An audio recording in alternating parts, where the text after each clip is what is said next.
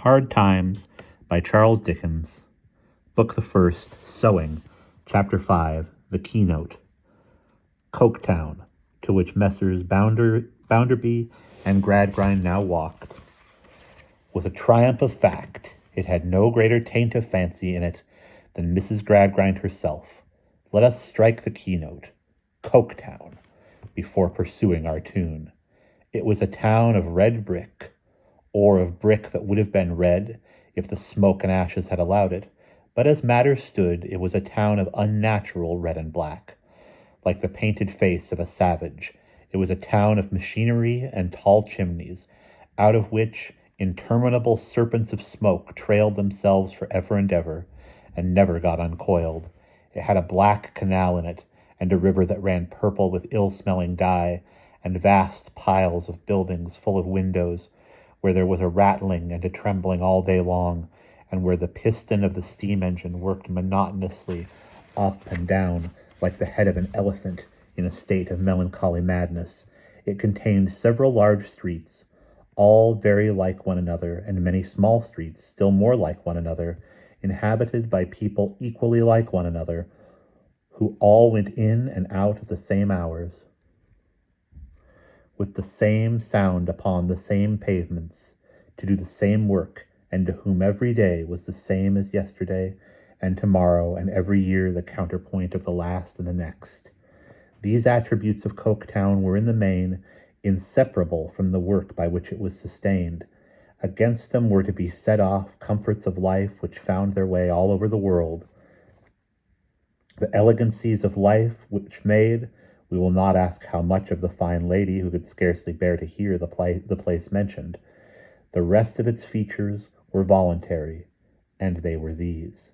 If you saw nothing in Coketown but what was severely workful, if the members of a religious persuasion built a chapel there, as the members of 18 religious persuasions had done, they made it a pious warehouse of red brick, and sometimes, but this is only in highly ornamental examples, a bell in a bird cage on the top of it. The solitary exception was the new church, a stuccoed edifice with a square steeple over the door, terminating in 4 short pinnacles like florid wooden legs. All the public inscriptions in the town were painted alike, in severe characters of black and white. The jail might have been the infirmary might have been the jail, the town hall might have been either or both or anything else, for anything that appeared to the contrary in the graces of their construction. Fact, fact, fact, everywhere in the material aspect of the town. Fact, fact, fact, everywhere in the immaterial. The McChokum Child School was all fact. And the School of Design was all fact. And the relations between master and man were all fact. And everything was fact between the lying-in hospital and the cemetery, and what you couldn't state in figures or show to be purchasable in the cheapest market and saleable in the dearest was not and should never be and never should be, world without end. Amen. A town so sacred to fact and so triumphant in its assertion, of course got on well. Why, no. Not quite well? No? Dear me, no. Coketown did not come out of its own furnaces, in all respects like gold that had stood the fire. First, the perplexing mystery of the place was, who belonged to the 18 denominations? Because whoever did, the laboring people did not. It was very strange to walk through the streets on a Sunday morning and note how few of them, the barbarous jangling of bells that was driving the sick and nervous mad, called away from their own quarter, from their own close rooms, from the corners of their own streets, where they lounged listlessly, gazing at all the church and chapel going, as at a thing with which they had no manner of concern. Nor was it merely the stranger who noticed this, because there was a native organization of Coketown itself, whose members were to be heard in the House of Commons every session, indignantly petitioning for acts of Parliament that should make these people religious by main force. Then came the Teetotal Society, who complained that these same people would get drunk, and showed in tabular statements that they did get drunk, and proved at tea parties that no inducement, human or divine, except a metal, would induce them to forego their custom of getting drunk. Then came the chemist and druggist, with other tabular statements, showing that when they didn't get drunk, they took opium. Then came the experienced chaplain of the jail, with more tabular statements, outdoing all the previous tabular statements, and showing that the same people would resort to low haunts, hidden from the public eye, where they heard low singing and saw low dancing, and mayhap joined in it, and where A.B., aged 24 next birthday, and committed for 18 months solitary, had himself said, not that he had ever showed himself particularly worthy of belief, his ruin began, as he was perfectly sure and confident that otherwise he would have been a tip-top moral specimen. Then came Mr. Gradgrind and Mr. Bounderby, the two gentlemen at this present moment walking through Coketown, and both eminently practical, who could, on occasion, further more tabular statements derived from their own personal experience, and illustrated by cases they had known and seen, from which it clearly appeared, in short, it was the only clear thing in the case that these same people were a bad lot altogether, gentlemen, that do what you would for them, they were never thankful for it, gentlemen, that they were restless, gentlemen, that they never knew what they wanted, that they lived upon the best, and bought fresh butter, and insisted on mocha coffee, and rejected all but prime parts of meat, and yet were eternally dissatisfied and unmanageable. In short, it was the moral of the old nursery fable. There was an old woman, and what do you think? She lived upon nothing but victuals and drink. Victuals and drink were the whole of her diet, and yet this old woman would never be quiet. Is it possible, I wonder, that there was any analogy between the case of the Coketown population and the case of the little Gradgrinds? Surely none of us, in our sober senses, and acquainted with figures, are to be told at this time of day that one of the foremost elements in the existence of the Coketown working people had been for scores of years deliberately set at naught? That there was any fancy in them demanding to be brought into healthy existence instead of struggling on in convulsions? That exactly in the ratio as they worked long and monotonously, and craving grew within them for some physical relief, some relaxation, encouraging good humor and good spirits, and giving them a vent, some recognized holiday, though it were but for an honest dance, to a stirring band of music, some occasional light pie in which even McChokumchild had no finger, which craving must and would be satisfied aright, or must and would inevitably go wrong until the laws of creation were repelled?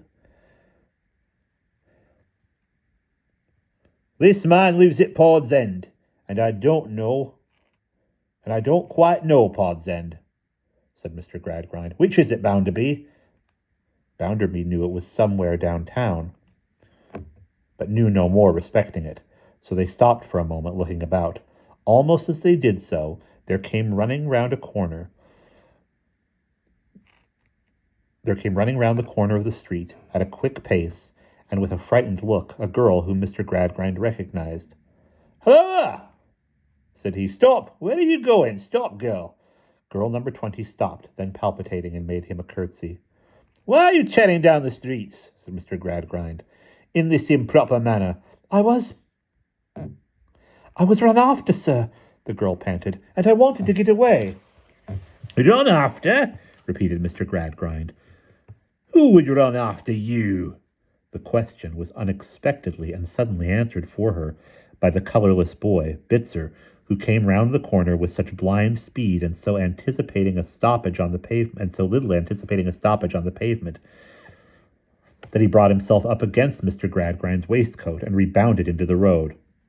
"What do you mean, boy?" said Mr. Gradgrind. "What are you doing? How dare you dash against everybody in this manner?" Bitzer picked up his cap, which the concussion had knocked off, and, backing and knuckling his forehead, pleaded that it was an accident.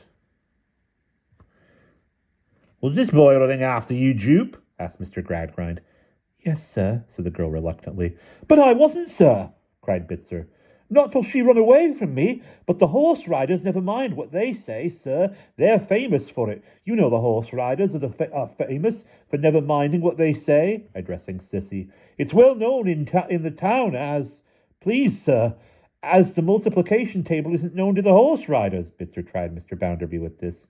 He frightened me so, said the girl, with his cruel faces. Oh, cried Bitzer. Oh, ain't you a one of the rest?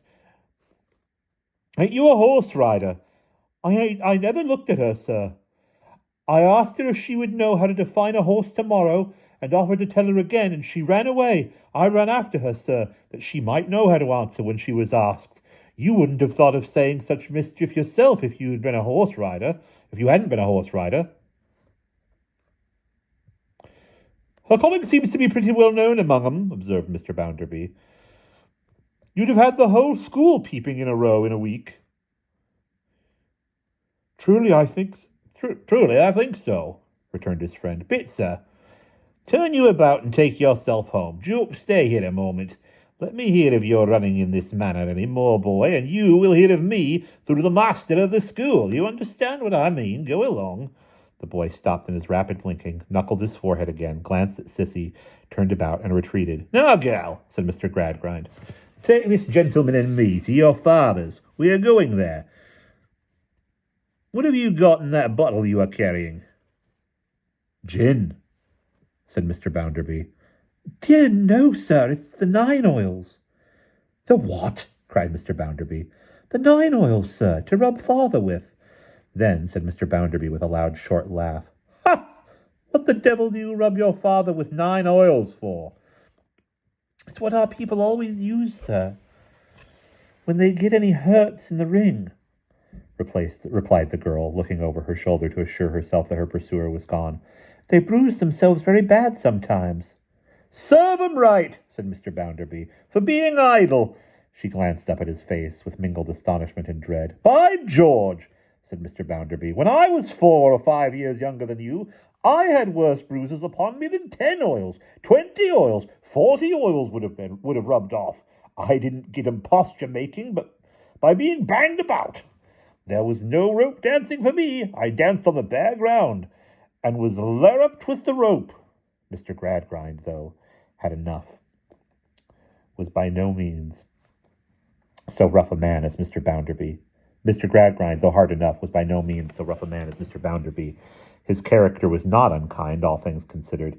It might have been a very kind one indeed, if he had only made some round mistake in the arithmetic that balanced it, years ago, he said, in what he meant for a reassuring tone as they turned down a narrow road.